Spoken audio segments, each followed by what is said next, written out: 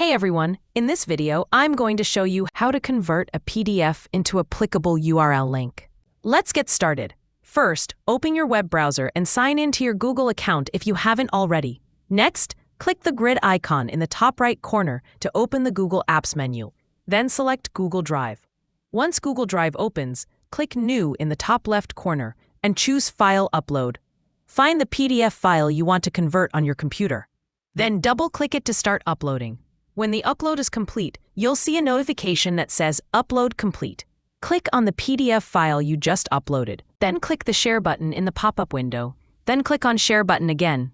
Under General Access, click the drop-down menu and select Anyone with the link. Then click Copy Link and hit Done. That's it.